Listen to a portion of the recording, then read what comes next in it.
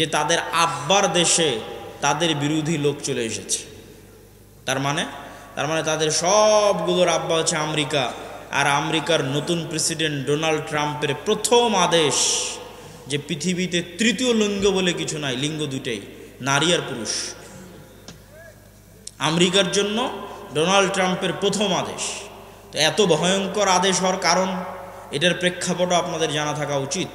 এই সমস্ত যে রাজনৈতিক দলগুলো আছে এদেরকে উত্তর দেওয়ার জন্য জানা থাকা উচিত। সেটা হচ্ছে ইলন মাস্কের নিজের সন্তান তার বাপকে বলছে, ইলন মাস্কের নিজের সন্তান তার বাপকে বলছে, আমাকে যদি অপারেশন করে ছেলে থেকে মেয়েতে রূপান্তর না করা হয় আমি আত্মহত্যা করব। নাউজুবিল্লাহ।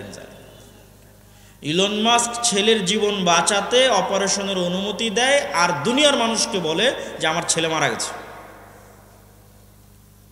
এবং তখন থেকে সিদ্ধান্ত নেয় যে এই শয়তানের এজেন্ডা আমেরিকায় উৎখাত করে ছাড়বে সে। এই যে ক্ষোভ, তার যে কষ্ট, যে সন্তান বাপের সামনে যদি এই ধরনের কথা বলে বাপের কী রকমের কষ্ট হতে পারে, এটার নাম দিয়েছে Elon Musk virus, woke virus. ওই রাগে ওই ক্ষোভে টুইটার ক্রয় করে নেয়, আর ওই রাগে ওই ক্ষোভে রাজনীতিতে যোগ দেয় এবং ডোনাল্ড ট্রাম্পের সাথে যুক্ত হয়। এই জন্য ডোনাল্ড ট্রাম্প ক্ষমতায় এসে প্রথম অধ্যাদেশ জারি করেছে, কোনো তৃতীয় লিঙ্গ বলে কিছু নাই, হয় নারী আর পুরুষ, আর বাইরে আর কিছু নাই, কোনো ট্রান্সজেন্ডার নাই, কিচ্ছু নাই। এখান থেকে আমাদের শিক্ষা নেওয়ার আছে যে আমাদের দেশে যারা অতি সেকুলার হয়ে, অতি উদার হয়ে মুসলিম দেশে রাজনীতি করবে, অথচ রেইনবো নেশনের নামে রাজনীতি করবে, লিঙ্গ সমতার নামে পদ তৈরি করে রাজনীতি করবে, এদের রাজনীতি করার অধিকার বাংলাদেশে নাই। আমি ওই দলকে নাম না নিয়ে উদাত্ত আহ্বান জানাবো যে বাংলাদেশের মানুষের মনোভাব, বাংলাদেশের মানুষের সামাজিক মূল্যবোধ বোঝার চেষ্টা করতে হবে। আল্লাহর চেয়ে শক্তিশালী কেউ নয়। আদ সামুদ জাতি ধ্বংস হয়ে গেছে, নূহ আলাইহিস সালাতু ওয়াস সালামের কওম, লূত আলাইহিস সালাতু ওয়াস সালামের কওম ধ্বংস হয়ে গেছে। অশ্লীলতা ছড়াতে চাইলে ধ্বংস হয়ে যেতে হবে। বক্তব্যের দ্বিতীয় অংশ, বক্তব্যের প্রথম অংশ শেষ, বক্তব্যের দ্বিতীয় অংশ, ইসলামী রাষ্ট্র। ইসলামী রাষ্ট্র প্রতিষ্ঠা করার বিষয়টা এখন বাংলাদেশে অন্যতম একটি আলোচিত ইস্যু। কেউ কেউ মনে করতেছে তারা ভোটের মাধ্যমে, রাজনীতি করে, গণতন্ত্রের মাধ্যমে ইসলামী রাষ্ট্র প্রতিষ্ঠা করবে। অথচ আমরা কোরআন এবং হাদিস পড়ে বুঝতেছি যে আপনি ততক্ষণ পর্যন্ত মুমিন হতে পারবেন না যতক্ষণ না আপনি তাগুতের কাফের না হবেন। আপনি ততক্ষণ মুমিন হতে পারবেন না যতক্ষণ না আপনি নিজেকে কাফের বলে ঘোষণা করবেন যে আমি তাগুতের কাফের। কে ঘোষণা করেছিল? ইব্রাহিম আলাইহিস সালাম ঘোষণা করেছিল, কাফারনা বিকুম, তোমাদের কাফের, তোমাদের মূর্তির কাফের। ইব্রাহিম আলাইহিস সালাতু ওয়াস সালাম ঘোষণা করেছিলেন তোমাদের কাফের, তোমাদের মূর্তির কাফের, এবং তিনি তার জাতির শিরক থেকে নিজেকে মুক্ত ঘোষণা করেছিলেন। এই জন্য আল্লাহ কোরআনে বলেছেন, আমাই ইয়াকফুর বিত্তাগুত, আগে তাগুতকে অস্বীকার করতে হবে, কাফের হতে হবে, ওয়ুমিন বিল্লাহ, তারপর আল্লাহর উপর ঈমান আনবেন। আপনি যদি বলেন যে আমি রাষ্ট্রে ইসলাম প্রতিষ্ঠা করতে চাই, তো রাষ্ট্রে ইসলাম প্রতিষ্ঠার সবচেয়ে বড় শত্রু যেগুলো, এগুলোর কাফের হতে হবে। তো রাষ্ট্রে ইসলাম প্রতিষ্ঠার সবচেয়ে বড় শত্রু হচ্ছে গণতন্ত্র, রাষ্ট্রে ইসলাম প্রতিষ্ঠার সবচেয়ে বড় শত্রু হচ্ছে সমাজতন্ত্র, রাষ্ট্রে ইসলাম প্রতিষ্ঠার সবচেয়ে বড় শত্রু হচ্ছে সেকুলারিজম, ধর্মনিরপেক্ষ মতবাদ। মানুষ বলে গত 16 বছর অমুক এটা করেছে, গত 16 বছর অমুক এটা করেছে। এইটা কেন কেউ বলে না গত 16 বছর কি দেশ ইসলামী আইন অনুযায়ী চলতো? কথা বলেন, ইসলামী আইন অনুযায়ী চলতো? গত 16 বছর দেশ চলতো গণতান্ত্রিক নিয়ম অনুযায়ী, তাই নয় কি? গত 16 বছর দেশ চলতো ধর্মনিরপেক্ষ মতবাদ অনুযায়ী। তাহলে গত 16 বছরে আয়নাঘর কোনো ব্যক্তি তৈরি করেনি, গণতন্ত্র নিজে তৈরি করেছে। গত 16 বছর হাজারো লক্ষ মানুষকে গুম কোনো ব্যক্তি করেনি, ধর্মনিরপেক্ষ মতবাদ নিজে খুন এবং গুম করেছে। কিন্তু এইটা মুসলমানদের বুঝতে দেওয়া হয় না।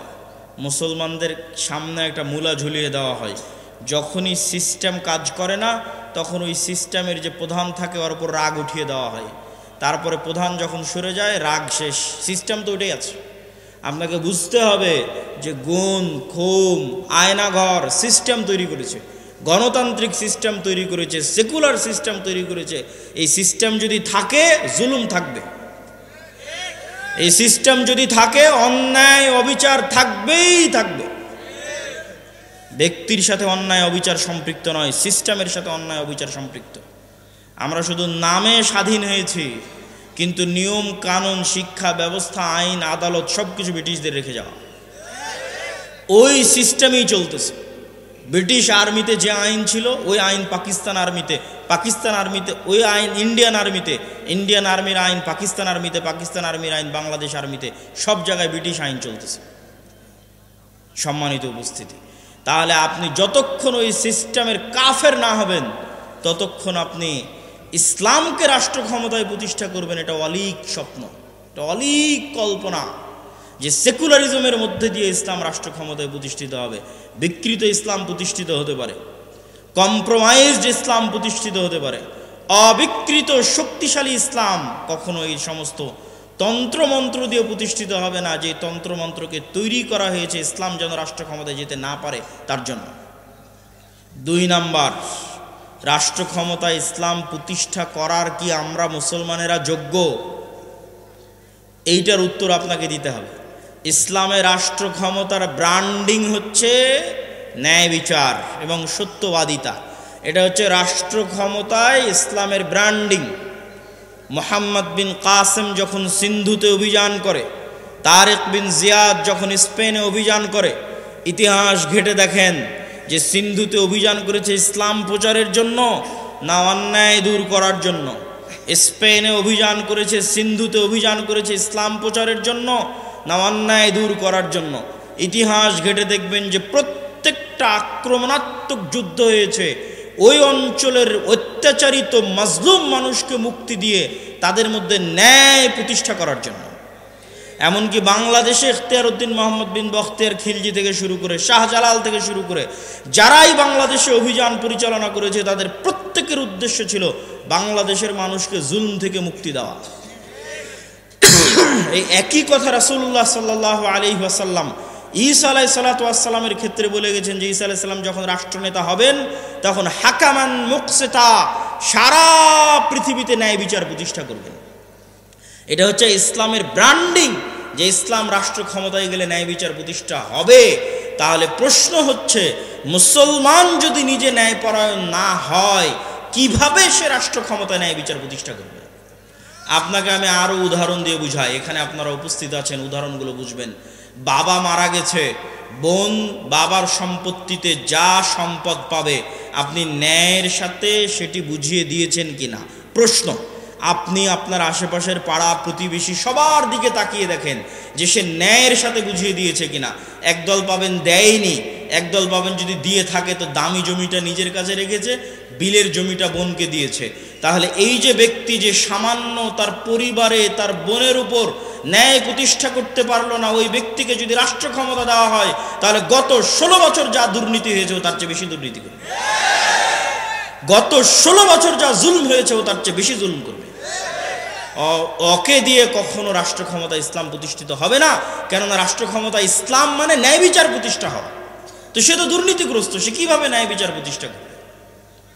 আপনি সমাজে তাকিয়ে দেখেন যে প্রত্যেকটা সেক্টরে সেক্টরে, এলাকায় এলাকায়, সমাজে সমাজে যৌতুকের ভিত্তিতে বিবাহ হচ্ছে।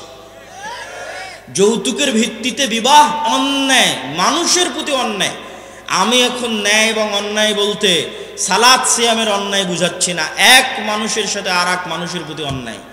তো যে যৌতুকের ভিত্তিতে যেই পরিবার বিবাহ করছে, যৌতুকের ভিত্তিতে যেই বিবাহে পুরো এলাকা, পুরো গ্রাম, কাজী, আলেম, হুজুর, হাজি সব অংশগ্রহণ করতেছে, এই আলেম, এই কাজী, এই হুজুর আর এই বিবাহকারী পাত্র আর এই বিবাহকারী ছেলেপক্ষ, এদেরকে রাষ্ট্র ক্ষমতায় দেওয়া হলে এরা গত 16 বছরের চেয়ে বড় দুর্নীতিবাজ হবে।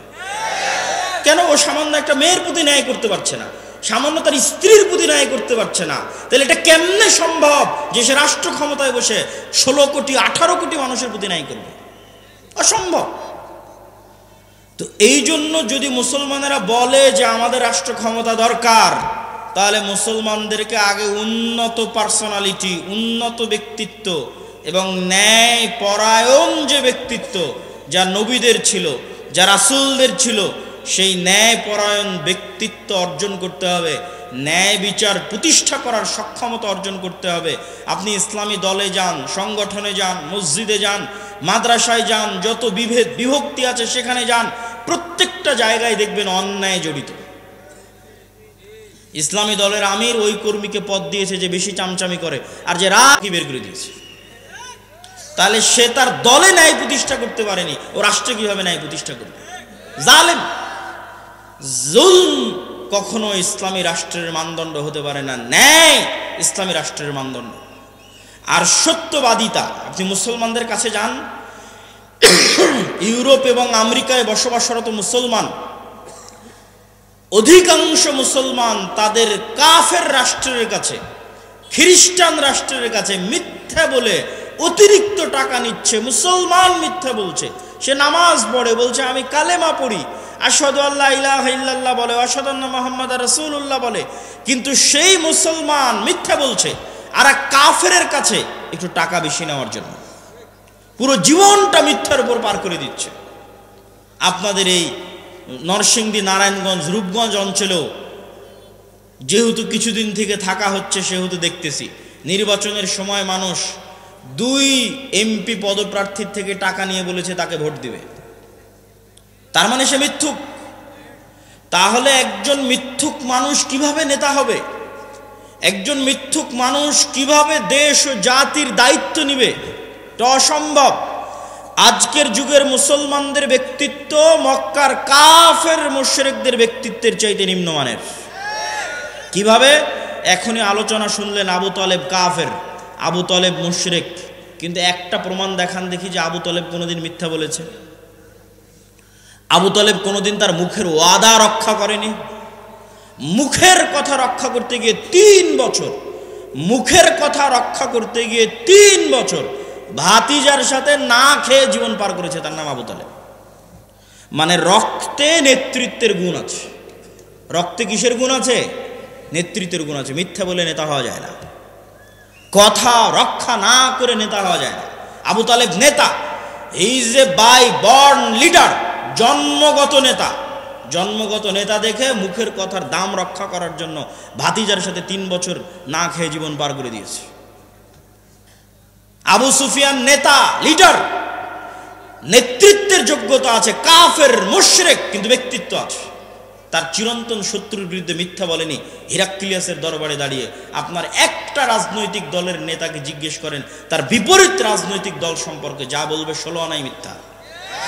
এই পুরো গণতান্ত্রিক রাজনীতি দাঁড়িয়ে আছে মিথ্যার উপর। পুরো গণতান্ত্রিক সিস্টেম দাঁড়িয়ে আছে মিথ্যার উপর। মিথ্যা না বললে গণতন্ত্র চলে না, মিথ্যা না বললে গণতন্ত্রে নেতা হওয়া যায় না, মিথ্যা এবং দুর্নীতি না করলে গণতন্ত্রে নিজের গদি টিকিয়ে রাখা যায় না। গণতন্ত্র সিস্টেমটাই এমন যে সিস্টেম আপনাকে মিথ্যা বলতে বাধ্য করবে। তো মিথ্যা বলে আপনি কিসের নেতা হবেন? কিসের রাষ্ট্রে ইসলাম প্রতিষ্ঠা করবেন? অন্যায় করে মিথ্যা বলে রাষ্ট্রে ইসলাম প্রতিষ্ঠা করা সম্ভব নয়। মুসলমানেরা যদি বলে যে আমরা রাষ্ট্রে ইসলাম প্রতিষ্ঠা করতে চাই, তাহলে আগে মুসলমানদেরকে দায়িত্ব নিতে হবে যে তারা ইনজাস্টিস, অন্যায়ের বিরুদ্ধে শক্ত থাকবে। যেমন আজকে নরসিংদীর যুবকেরা যদি বলে যে হ্যাঁ তারা রাষ্ট্রে ইসলাম প্রতিষ্ঠা করতে চায়, তাহলে তুমি আগে নিশ্চিত করো যে তোমার নরসিংদীর নোয়াগাঁওয়ে কোথাও যেন একটা মেয়েরও যৌতুকের ভিত্তিতে বিবাহ না হয়। জুলম হবে আর মুসলমান চাইয়ে দেখবে ওই মুসলমানকে আল্লাহ নেতা বানাবে, নাউজুবিল্লাহ মিন যালিক। জুলম হবে, মুসলমান চাইয়ে দেখবে আর সেই মুসলমানকে আল্লাহ নেতা বানাবে ইসলামের নামে। আস্তাগফিরুল্লাহ আল আযীম। তুমি যদি বলো রাষ্ট্রে ইসলাম প্রতিষ্ঠা করতে চাই, তো ওখানে মৃত্যুবরণ করেছে, ওই মৃত্যুর জানাজায় উপস্থিত হয়ে ওর মেয়েকে তার সম্পত্তি বুঝিয়ে দিতে বাধ্য করে তারপর উঠে আসো। ডিসেন্ট্রালাইজেশন, কেন্দ্রীয় রাষ্ট্র ক্ষমতাকে ডিসেন্ট্রালাইজেশন করো, বিকেন্দ্রীকরণ করো, নিজের পরিবার, নিজের সমাজে ন্যায় প্রতিষ্ঠা করো। একবার ন্যায় প্রতিষ্ঠা করার সংগ্রামে নেমে গেলে আল্লাহ তোমাকে রাষ্ট্র ক্ষমতা এমনি দিয়ে দিবে ইনশাআল্লাহ। কেননা তখন তুমি যোগ্য বিবেচিত হয়ে যাবা। সত্যবাদী ব্যক্তি, ন্যায় প্রতিষ্ঠাকারী ব্যক্তি আল্লাহর দরবারে যোগ্য বলে বিবেচিত হবে নেতা হওয়ার। আর যদি ওই কম্প্রোমাইজ করার স্বভাব না থাকে, যে গণতন্ত্রের সাথে কম্প্রোমাইজ, সমাজতন্ত্রের সাথে কম্প্রোমাইজ, সেকুলারিজমের সাথে কম্প্রোমাইজ, ধর্ম বিক্রি করে দেওয়ার সাথে কম্প্রোমাইজ, নিজের দিনের উপর আত্মবিশ্বাস নাই, তখন আমি শিখতে বলেছি যুবকেরা, নিজের দিনের উপর আত্মবিশ্বাস ফিরিয়ে আনতে তোমরা দুটো জাতিকে দেখবা, একটা ইহুদি আর একটা হিন্দু। দূরের কথা বাদ দিলাম, আজকে পার্শ্ববর্তী দেশ ভারতের কথাও যদি ধরি, যে বিজিবি এবং বিএসএফ এর সীমান্তে যে গন্ডগোল, এই গন্ডগোল নিয়ে ফেসবুকে যুবকেরা লেখালেখি করছে, হাসি ঠাট্টা ট্রল করছে যে ভারতের হিন্দুরা গরুর মূত্র পান করে, এটা নিয়ে হাসি ঠাট্টা এবং ট্রল। তো আমার কথা হচ্ছে, ভারতের ওই হিন্দু যে গরুর মূত্র পান করে, আর গরুর মূত্র পান করা একটা ভ্রান্ত কাজ হলেও এই ভ্রান্ত কাজের উপর ওর বিশ্বাস কত অটল, ওর বিশ্বাস কত অবিচল, যে একটা ভ্রান্ত কাজকে রাষ্ট্রে পর্যন্ত প্রতিষ্ঠিত করেছে। আর তুমি কত বড় মরদ, কত বড় সাহসী, যে তোমার নবীর সুন্নাত না তোমার জীবনে, না তোমার বাড়িতে, না তোমার পরিবারে, না তোমার রাষ্ট্রে, তো তুমি কিসের সাহসী, কিসের বীর পুরুষ? বীর পুরুষ সেই যে তার নিজের দিনের উপর অটল। ইহুদিদেরকে দেখে আসো, যে তার দিনের কোনো একটা বিষয়ে ছাড় দেয় কিনা। সারা পৃথিবীতে সুদী অর্থনীতির গুরু তারা, অথচ নিজেরা কোনোদিন সুদ নেয় না, নিজেরা কোনোদিন সুদী লেনদেন করে না। কেন? তারা জানে সুদ মানুষকে গোলাম বানায়, সুদ মানুষকে কৃতদাস বানায়। আল্লাহর নবী নিজে সুদ মানুষকে যে গোলাম বানায়, কৃতদাস বানায়, তার দলিল দিয়ে গেছে। আপনি বলবেন কিভাবে, কোথায় দলিল? জি, আমি দলিল দেখাচ্ছি। তার আগে বলে নেই, বাংলাদেশের মুসলমানদের সমাজগুলোতে যদি যাবেন, তাহলে এনজিও আর ক্ষুদ্র ঋণে পরিপূর্ণ। তাহলে এই যে এনজিওর মাধ্যমে কিস্তির ভিত্তিতে ক্ষুদ্র ঋণে যুক্ত হয়ে গেছে, ও গোলাম হয়ে গেছে। ও জীবনে কোনো দিন আর নেতা হতে পারবে না, কোনো দিন না। কিভাবে গোলাম হয়ে গেছে? রাসূলুল্লাহ সাল্লাল্লাহু আলাইহি ওয়াসাল্লাম যখনই দোয়া করতেন, আল্লাহর কাছে পরিত্রাণ চাইতেন কর্জ থেকে, আল্লাহুম্মা ইন্নী আউযু বিকা মিনাল মা'সামি ওয়াল মাগরাম, আল্লাহ কর্জ থেকে পরিত্রাণ চাই। আল্লাহর নবীকে জিজ্ঞেস করা হলো, কেন কর্জ থেকে পরিত্রাণ চান এত? আল্লাহর নবী বললেন, ইজাস্তাদানা রাজুল, মানুষ যখন কর্জ নেওয়া শুরু করে, বাদা ইউকাযযিব, মিথ্যা বলা শুরু করে। আল্লাহর নবী বললেন, যখনই কর্জ নেওয়া শুরু করে, মিথ্যা বলা শুরু করে, 1 টাকা 10 টাকা 15 টাকা 20 টাকা কর্জ নিয়েছে, পরের দিন টাকা চাইতে যাবে, মিথ্যা বলবে। মিথ্যা বলবে না? মিথ্যা বলবে। নিজে মিথ্যা বলবে, তার পরিবারকে মিথ্যা বলাবে, তার ছেলে মেয়েকে মিথ্যা বলাবে, তার স্ত্রীকে মিথ্যা বলাবে। পুরো একটা পরিবার মিথ্যার উপর গড়ে উঠতেছে। আর শুরুতেই প্রমাণ করে দিয়েছি যে মিথ্যা বলেও নেতা হয়। আবু তালেব মিথ্যা বলতো, আবু সুফিয়ান মিথ্যা বলতো, কাফের মুশরিক অবস্থায় মিথ্যা বলেনি। নেতা, তার নাম নেতা। যে মিথ্যা বলে সে কুশ্চিন কালো নেতা হতে পারে না, আল্লাহ কখনো তাকে নেতা বানাবে না। তাহলে কর্জ নেওয়া মানে মিথ্যা বলা শুরু। পুরো একটা পরিবার যখন মিথ্যার উপর চলে, তখন ওই পরিবার থেকে কোশ্চেন কালো না তারেক বিন জিয়াদের জন্ম হবে, না ওমর ইবনুল খাত্তাবের জন্ম হবে, না মোহাম্মদ বিন কাসিমের জন্ম হবে, নেতার জন্ম হবে না, গোলামের জন্ম হবে, কৃতদাসের জন্ম হবে। সম্মানিত উপস্থিতি, এই জন্য যুবকদেরকে শক্ত হতে হবে, নিজের দিনের উপর কট্টর, নিজের দিনের উপর সেলফ কনফিডেন্ট, আত্মবিশ্বাসী হতে হবে। এবং আত্মবিশ্বাসী হয়ে সমাজ থেকে, পরিবার থেকে যত অন্যায় অনাচার অবিচার আছে, এই অন্যায় অনাচার অবিচারের বিরুদ্ধে আন্দোলন গড়ে তুলতে হবে। এই আন্দোলন করেছিল তিতুমির, এই আন্দোলন করেছিল হাজী শরীয়তুল্লাহ, এই আন্দোলন করেছিল সৈয়দ আহমদ ব্রেলভি, এই আন্দোলন করেছিল শাহ ইসমাইল শহীদ। অন্যায়ের বিরুদ্ধে আন্দোলন করেন, অন্যায়ের বিরুদ্ধে আন্দোলন আপনাকে রাষ্ট্র ক্ষমতায় পৌঁছে দিবে। আল্লাহ সুবহানাহু ওয়া তাআলা কবুল করুক, আল্লাহুম্মা আমিন। বক্তব্যের শেষ পয়েন্ট হচ্ছে দীর্ঘমেয়াদী পরিকল্পনা। সংক্ষিপ্ত 5 বছর 2 বছর হুজুগে পরিকল্পনা, রিয়্যাক্ট করা, এটা দিয়ে কোশ্চেন কালো আপনি রাষ্ট্র ক্ষমতায় যেতে পারবেন না। মুসলমানদের সবচেয়ে বড় সমস্যা হচ্ছে তারা রিয়্যাক্ট করে, তারা অ্যাক্ট করা জানে না। রিয়্যাক্ট কি আর অ্যাক্ট কি আপনাকে বুঝাই। রিয়্যাক্ট আর অ্যাক্ট হচ্ছে আপনি খাচ্ছেন, দাচ্ছেন, ঘুরছেন, ফিরছেন, আড্ডা দিচ্ছেন, হঠাৎ করে শুনলেন বাংলাদেশের রাষ্ট্রের সংবিধানে ইসলাম নাই। হঠাৎ করে একদিন শুনলেন, শোনা মাত্র রাস্তায় ঝাঁপিয়ে পড়ে বললেন লিল্লাহি তাকবীর, আল্লাহু আকবার। এটার নাম রিয়্যাক্ট। আর অ্যাক্ট কি? যে ওই রাষ্ট্র থেকে ইসলাম সরিয়েছে, ও 50 বছর থেকে প্ল্যান করছে কবে সরাবে। 50 বছর থেকে প্ল্যান করছে। আপনার প্ল্যান কয়দিনের? আপনি তো শুনলেন, লাফিয়ে পড়ে গেলেন লিল্লাহি তাকবীর আল্লাহু আকবার বলে, ওই পর্যন্তই শেষ। পরিকল্পনা নাই, কার্যক্রম নাই, শক্তিশালী প্রতিষ্ঠান নাই। 5ই আগস্টে তো লক্ষ লক্ষ কোটি কোটি জনগণ ছিল, তো কোটি কোটি জনগণের সরকার তৈরি হয়নি কেন? এনজিওর সরকার কেন তৈরি হয়েছে? এনজিওদের শক্তিশালী প্রতিষ্ঠান আছে, এই জন্য তৈরি হয়েছে। আর এই কোটি কোটি পঙ্গপালের মতো জনগণের না একটা শক্তিশালী মিডিয়া আছে, না একটা শক্তিশালী অর্থনৈতিক প্রতিষ্ঠান আছে, তো কিসের রাজনীতি করবেন আপনি? আমেরিকায় গিয়ে দেখেন ইহুদিরা সংখ্যায় কত, 2%ও না, 1%ও না, অথচ শক্তিশালী প্রতিষ্ঠান থাকার কারণে বাইডেন ক্ষমতায় আসুক আর ট্রাম্প ক্ষমতায় আসুক, রাষ্ট্রের ক্ষমতা তাদের থাকে। আর মুসলমানেরা দীর্ঘমেয়াদী পরিকল্পনা নাই। ইসলামী দলগুলো বলছে এখনই ভোট করে এখনই ক্ষমতায় চলে যাব, এখনই ভোট করে যদি এখনই ক্ষমতায় চলে যায় তাহলে এখনই আর একজন বের হবে যে তাকে ক্ষমতা থেকে নামিয়ে দিবে। এই জন্য আপনাকে 50 বছর 100 বছরের পরিকল্পনা করতে হবে, যেই পরিকল্পনা করে সামনে আগাতে হবে। আপনি বলবেন ভাই পরিকল্পনার আশা কি? এই পরিকল্পনার আশা হচ্ছে আপনি শতভাগ নিশ্চিত থাকেন গণতন্ত্র কোনো দিন গণতন্ত্র দিয়ে ন্যায় বিচার প্রতিষ্ঠা হতে পারে না, পারে না, পারে না। কোনোদিন ধর্মনিরপেক্ষ মতবাদ দিয়ে ন্যায় বিচার প্রতিষ্ঠা হতে পারে না, পারে না, পারে না। নতুন আর যত তন্ত্রমন্ত্র সংবিধানে ঢুকানো হচ্ছে, এগুলো দিয়ে ন্যায় বিচার প্রতিষ্ঠা হবে না। ন্যায় বিচার একমাত্র শতভাগ প্রতিষ্ঠা হবে ইসলাম দিয়ে।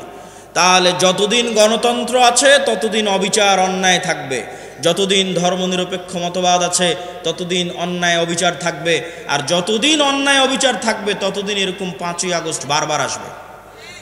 15 বছর পর আসবে, 20 বছর পর আসবে, 30 বছর পর আসবে। ওই 30 বছর পর যখন আসবে তখন যেন আপনার জন্য সুযোগ থাকে। এই জন্য এখন থেকে দীর্ঘমেয়াদী পরিকল্পনা করতে হবে। এই দীর্ঘমেয়াদী পরিকল্পনাই হবে মুসলিম উম্মার নাজাতের মাধ্যম, বাংলাদেশের মুসলমানদের নাজাতের মাধ্যম। আল্লাহ সুবহানাহু ওয়া তাআলা কবুল করুক, আল্লাহুম্মা আমিন। 2 মিনিট থেকে 5 মিনিটের মধ্যে জরুরি কয়েকটি কথা বলে বক্তব্যের শেষের দিকে চলে যাব। মাসিক আল ইতিসাম, মাসিক আল ইতিসামের নিয়মিত লেখালেখি আমি করি, আপনাদের শ্রদ্ধেয় উস্তাদজি করে। মাসিক আল ইতিসামের ফতোয়া দেশ বিদেশের বড় বড় আলেমদের মাধ্যমে সম্পাদিত হয়। মাসিক আল ইতিসামের সম্পাদকীয় আমি নিজে লিখি। এই মাসের সম্পাদকীয় আছে সিরিয়ার উপরে, দামেস্ক বিজয়ের উপরে। মাসিক আল ইতিসাম পড়ার চেষ্টা করবেন। আমাদের আর যে সমস্ত বই পুস্তক আছে, ফিলিস্তিনের ওপর আমার লেখা বই, মিন্নাতুল বারি আপনাদের শ্রদ্ধেয় উস্তাদজির বই, এবং আমাদের আর যত আর দাওয়া ইলাল্লাহর মক্তবের যে সিলেবাস আছে, উসমানী কায়দা আছে, আদর্শ শিক্ষা আছে, এগুলোকে গুরুত্ব দেওয়ার চেষ্টা করবেন। আগামী 13 ও 14 ফেব্রুয়ারিতে আল্লামা ইহসান ইলাহি জহির, যিনি পাকিস্তানের আহলে হাদিসদের সিংহ পুরুষ, সে আল্লামা ইহসান ইলাহি জহিরের সন্তান আল্লামা ইবতেসাম ইলাহি জহির আগামী 13-14 ফেব্রুয়ারি আপনাদের আল জামিয়া সালাফিয়াতে আসতেছে। আহলে হাদিসদের গর্ব, আহলে হাদিসদের অহংকার, এই সিংহ পুরুষকে জামিয়া সালাফিয়ার সালাফি কনফারেন্সে আপনাদের ব্যাপক উপস্থিতির মাধ্যমে বরণ করতে হবে। আমি আশা করব নরসিংদী নারায়ণগঞ্জের মানুষ সেই ব্যাপক উপস্থিতির মাধ্যমে তাকে সসম্মানে বরণ করে নেবে। আল্লাহ সুবহানাহু ওয়া তাআলা কবুল করুক, আল্লাহুম্মা আমিন। ওয়া আখিরু দাওয়ানা আনিল হামদুলিল্লাহি রাব্বিল আলামিন। আসসালামু আলাইকুম ওয়া রাহমাতুল্লাহি ওয়া বারাকাতুহু।